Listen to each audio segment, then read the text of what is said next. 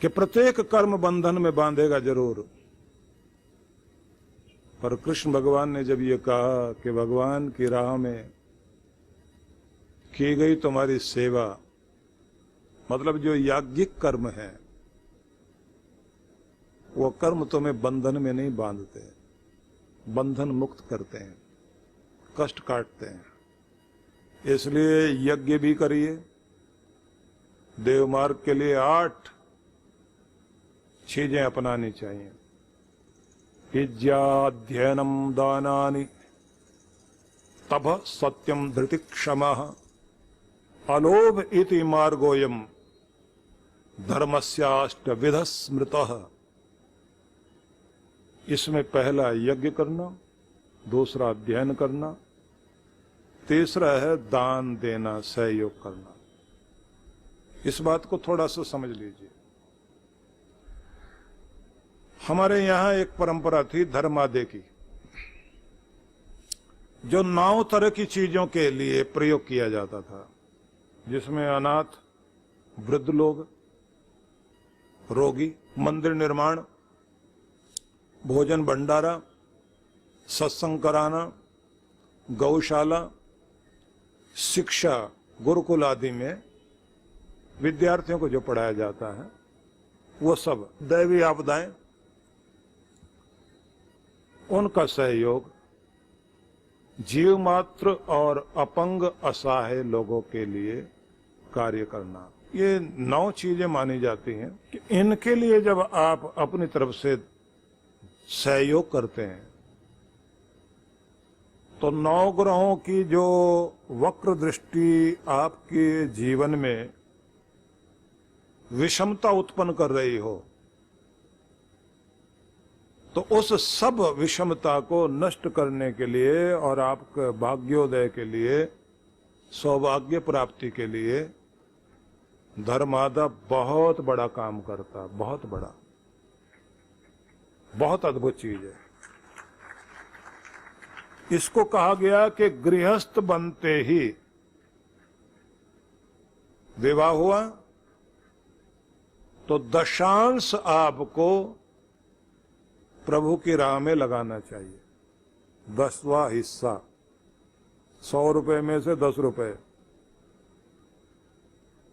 इतना भी नहीं कर पाए तो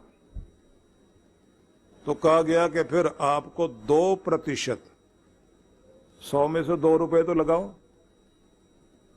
इसमें कंजूसी नहीं करनी।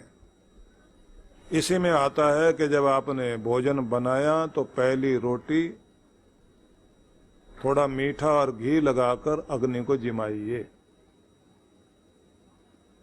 गौ ग्रास निकालिए, चिड़ियों के लिए, चींटियों के लिए कुछ थोड़ा सा भाग निकालिए। और आजकल तो जैसे अभी आपने और हम लोगों ने सबने मिलके जो मौसम को खराब कर दिया ना, पता भी नहीं लगता कि कब सर्दी गई, कब गर्मी आई।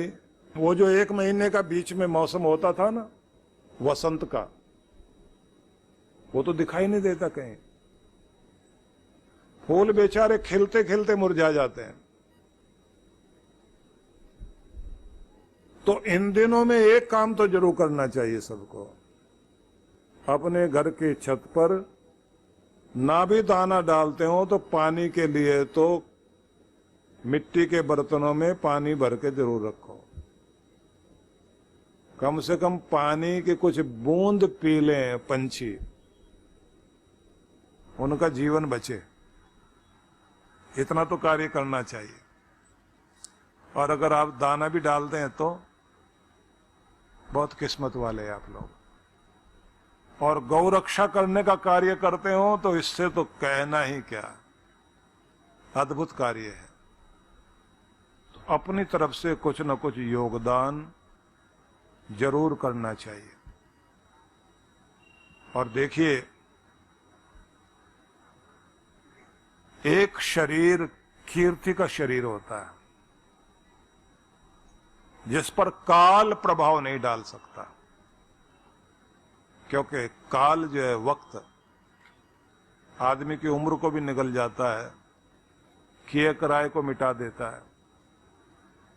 लेकिन जिसने अपनी जिंदगी केवल अपने लिए और अपनों के लिए नहीं, सबके लिए जी हो, तो काल भी आकर उसका कुछ भी काम बिगाड़ नहीं सकता। उसका शरीर कीर्ति वाला दुनिया में रहता जरूर। नवजीवन साधना। क्या नकारात्मक विचारों को मन में आने ही न दें? ये हमारे वश में है? क्या तनाव की जड़ें मन में उपजेंगी ही नहीं? अगर निरंतर ध्यान साधना को जीवन में शामिल कर लिया जाए, आध्यात्मिक जगत में परमात्मा की अनुभूति के साथ क्या सांसारिक जगत में भी प्रसन्नता, सफलता, संबंधों में आत्मीयता, धन, ऐश्वर्य का सपना सच करती है नवजीवन साधना? तो इसका जवाब है हाँ। इस कल्पना को साकार रूप देने का संकल्प है गुरुवर श्री सुधांशु जी महाराज व श्रद्धेया अर्चिका दीदी द्वारा भक्तों को ध्यान साधना की एक और अनुपम भेंट, नवजीवन साधना।